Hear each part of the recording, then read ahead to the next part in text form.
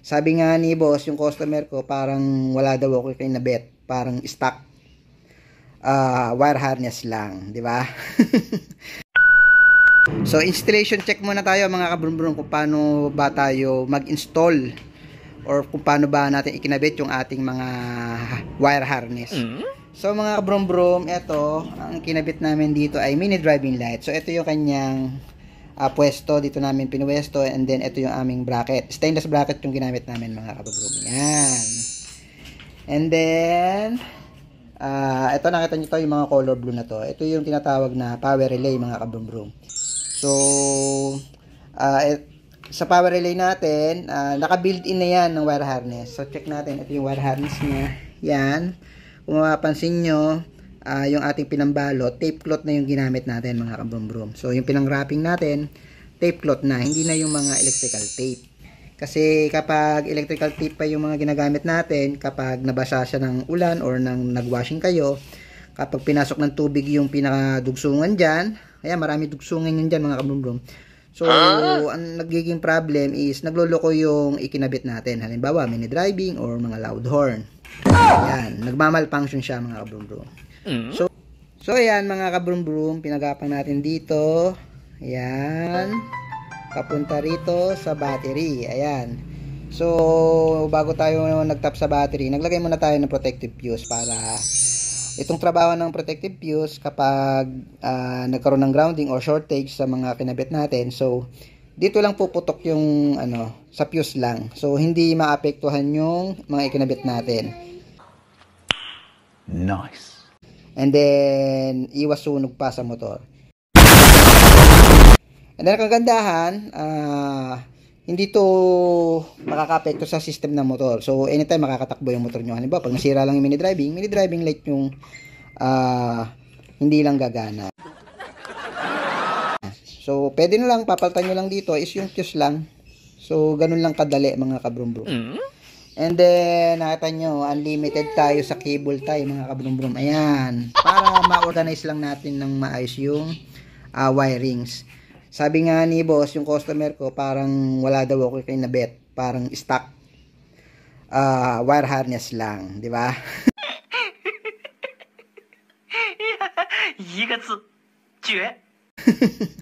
So, ayan, bali ang pina-install niya, nagpa-install na rin siya ng loud horn. So, ang ginamit namin loud horn is PIA. Pero meron pa rin kaming stock horn. So, ito yung stock horn, no? Ayan, no? Yan. And then, meron tong additional magic, yung rapid mode. Ayan. So, ito yung pinaka-switch niya. Ito, kapag magla-loud horn tayo, pindot tayo dyan. Yan. And then, ikot tayo dito sa kabila para makita nyo. So, dito parang mapapansin nyo, parang wala naman ako nilagay dyan mga kabrum-brum. Pero ito, ito, nakita nyo to mga kabrum-brum. Yan yung pinakabalas ng mini driving. Yan, naka-organize yan, hindi yan matatanggal-tanggal or yan. So, kahit magliko-liko siya, wala magiging problema. Ayan, naka-organize siya mga kabrum-brum. Ginawan ko pa ng bracket yan, mga kabrum-brum, para lang hindi nagsasabit-sabit yung wire. Diba? Ganyang kastig yung ating paggawa. Malinis.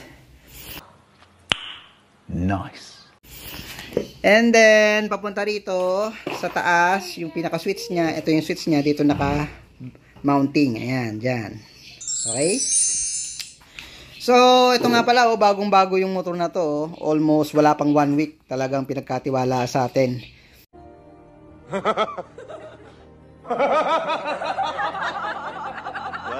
Para ma-install ng maayos.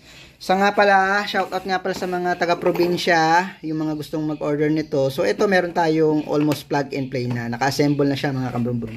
Ganun din tong loud horn. Ayan. So, built-in wire harness. Wala na kayong ibang bibilin. Wala na kayong ibang gagawin. Kundi ikakabit nyo na lang. Marami na ako nabentahan nito mga kabrum-brum. Sa mga probinsya, lahat sila na-install nila at naikabit naman ng tama.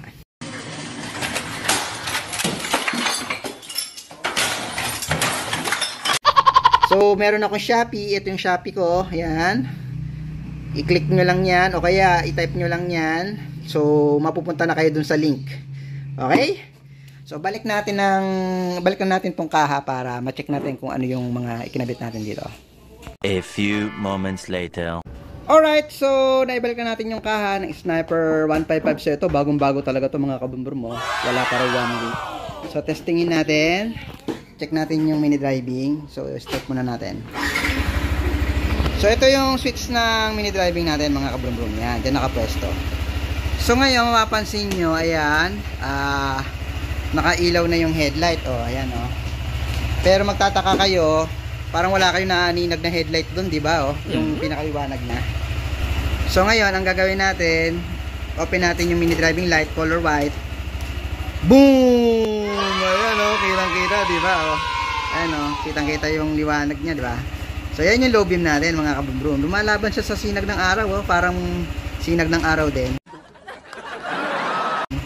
And then yung high beam, ayan, white and yellow. So nagkaroon na siya ng yellow. So magagamit natin yung high beam natin kapag malakas ang ulan. Yan, nagagamit natin yan. And then pag pumunta kayo sa mapag na lugar, yung mauusok, yan, magagamit niya. Diba? Astig na astig. So ito yung ating liwanag. Ayan o. Diba? Yan. Kasi ang issue talaga ng Sniper 155, malabo talaga ang headlight. So kulang na kulang yung liwanag niya.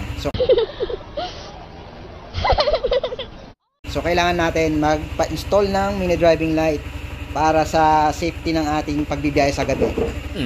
So nagpa-install din si Papsi dito ng Pia loud horn, and then meron pa rin siyang stock horn. So subukan natin, mag-stock horn muna tayo, busina tayo.